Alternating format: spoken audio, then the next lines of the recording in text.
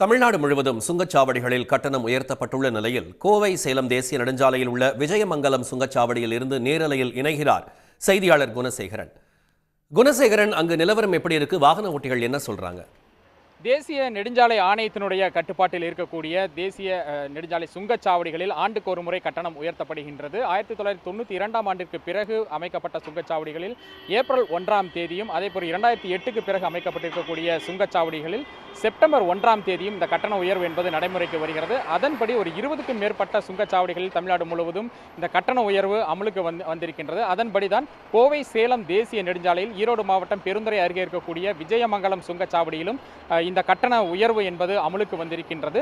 இந்த கட்டண உயர்வு இந்த நள்ளிரவு முதல் அமலுக்கு வந்திருக்கக்கூடிய சூழ்நிலையில் பேருந்து உள்ளிட்ட 6 சக்கர வாகனங்களுக்கு ஒரு வழி பயணத்திற்கு 240 ரூபாயாக இருந்த கட்டணம் 245 ரூபாயாகவும், 2 வழி பயணத்திற்கு 360 ரூபாயாக இருந்த கட்டணம் 370 ரூபாயாகவும் உயர்ந்திருக்கிறது. அதே போன்று கனரக வாகனங்களை பொறுத்தவரை ஒரு வழி பயணத்திற்கு 385 ரூபாயிலிருந்து 395 ரூபாய்க்கும், இருவழி பயணத்திற்கு 580 ரூபாயிலிருந்து 595 ரூபாயாகவும் உயர்ந்திருக்கிறது. அதாவது குறைந்தபட்சம் 5 ரூபாயிலிருந்து 15 ரூபாய் வரைக்கும் இந்த கட்டணம் என்பது உயர்ந்திருக்கிறது. அதே போன்று மாதாந்திர கட்டணத்தை பொறுத்த வரைக்கும் 260 ரூபாய் வரைக்கும் அதிகபட்சமாக இந்த கட்டண உயர்வு என்பது அமலுக்கு வந்திருக்கின்றது. இந்த கட்டண உயர்வு வாகன ஓட்டிகளிடையே ஒரு கடுமையான அதிருப்தியை ஏற்படுத்தி இருக்கிறது. ஒவ்வொரு வருடமும் இந்த கட்டண உயர்வு தொடர்ச்சியாக அமல்படுத்தப்பட்டு வருவதை இருக்கக்கூடிய வாகன ஓட்டிகளும் தெரிவிக்கிறாங்க. இந்த பகுதியைச் சேர்ந்த சிந்தனை செல்வன் நம்ம கிட்ட இருக்காங்க, அவர்கிட்ட பேசலாம். இந்த கட்டண உயர்வு வருஷம் வந்துகிட்டு இருக்கு, இது எந்த மாதிரியான பாதிப்புகளை உங்களுக்கு ஏற்படுத்துது? இது கிட்டத்தட்ட சாமானிய மக்களை தான் பெருசாக பாதிக்கும். இதனால் கடுமையாக பாதிக்கப்பட போகிறது என்னமோ இங்கே இருக்கக்கூடிய சாமானிய மக்கள் தான்.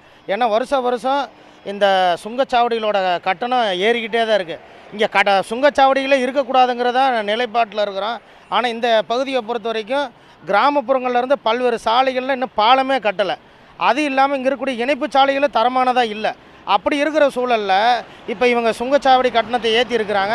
இதனால் கிட்டத்தட்ட விலை உயர்வு அதிகமாக இருக்கும். இதெல்லாம் சாமானிய மக்களை பாதிக்கும். இது வன்மையாக கண்டிக்கத்தக்கது. இதனால் முழுக்க விலைவாசி உயர்வு அவங்க யார் மேலே தெரியுமா? மக்கள் மேலே தான் விழுக போகுது. இதனால் அரசுக்கு எந்த விதமான இதுவும் இல்லை. உடனே இது தவிர்க்கப்பட வேண்டும் அப்படிங்கிறது எங்களோடது உறுதியாக இருக்கிறோம். இதெல்லாம் இதான் வருஷம் கட்டணம் ஏறுதவரை அதுக்கான தரமான சாலைகள் கூட இவங்களால் பராமரிக்க முடியறதில்லை.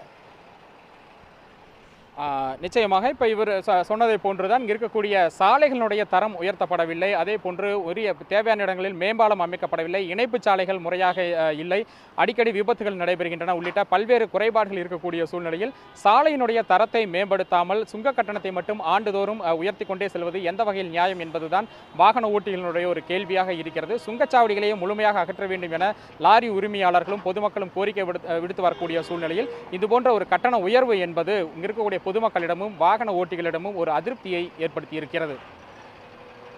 விவரங்களை பகிர்ந்தமைக்கு நன்றி குணசேகரன். உடனுக்குடன் செய்திகளை தெரிந்து கொள்ள சன் நியூஸ் பெல் ஐகானை கிளிக் பண்ணுங்க.